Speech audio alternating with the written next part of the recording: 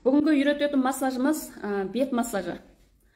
Бет массажы кімдерге жасалады? Қанша жастан бастап жасаймыз? Қанша минут жасаймыз? Кімдерге жасамаймыз? Қандай пайдасы бар? Бұны қандай мамандар жасай алады деген сұрақтарға жауап болады. Бірінші бет массажы, бет туралы әңгіме қозғайық. Бет негізі құрғақ тері, майлы тері, араласпа тері, сезімтал тері деп бөлінеді тері. Енді қараңыздар, әр терінің өзінің айырмашылығы болады. Әр терінің өзінің артықшылығы және де кемшілігі болады. Майлы терінің артықшылығы бетке әжім түспейді. Бетке әжім тез түспейді. Құрғақ терінің артықшылығы тері түтікшелері ашылып қалмайды, мандариннің қабығына ұқсат.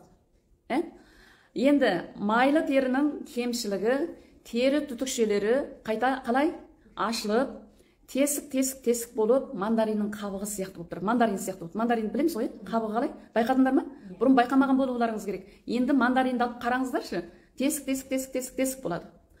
Майлы тері солай болып қалады. Енді артықшылығы, құрғақ терінің артықшылығы жаңағы тері түтікшелері ашылмаған, майда әдемі сидам болады. Бірақ кемшілігі қалай екен? Күтім жасамаған кезде, күтпеген кезде әжім ерте түсіп кетеді. Ал сезімтал теріге келетін болсақ, сезімтал тері деген жаңадан бала дүниеге келген кезде қазақтар баласын 40 күн бойы шомылдырады, бір күні тұзды суға, бір күні тұзсыз суға. Сол кезде теріні қалай жақсы жуындырып алмағаннан қалады. Енді бұл сезімтал теріге де қазір қоғамның дамуына ілесіп, арнайы сезімтал теріге жағылатын кремдер, жағатын маскалар, жуатын гелдері бар. Соны жағу арқылы қайдеді екенбіз? Асау тайды үйреткендей, ол теріні де теңшеп, әдемі етіп жасап алуымызға әбден болады. Бірақ сезімтал терінің бір кемшілігі қалай?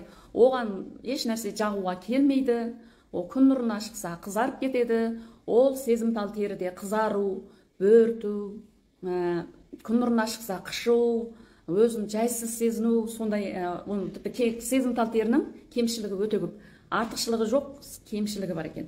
Ал енді оны қайдеді екенбіз? Салондарға келіп, мамандардың көмегіне жүгіне отырып, маскаларды алып, қалай сезімтал терілерге қалай массаж жасаймыз, қалай жөндейміз, оның барлығын мен қазір үйретемін сіздерге. Енді араласпа тері дегенде, бізде елімізде араласпа тері адамдар өте көп.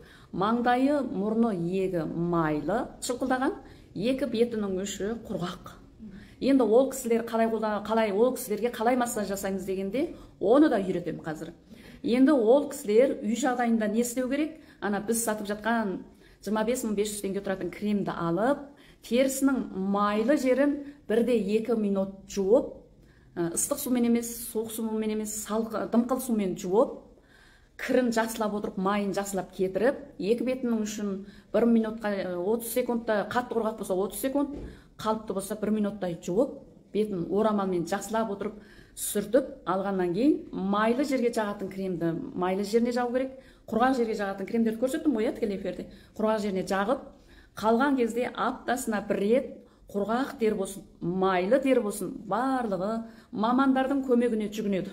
Салондарға міндетті түрге келіп, аппараттармен бетін парлап, жуып, тазалап, массаж жасатып, маска жақтырып, аппаратқа салып, жаңағы масканы терінің 3-ші қабатына дейін өткізу керек, сіміру керек. Міне, осындай күтімді қайдеді екенбіз?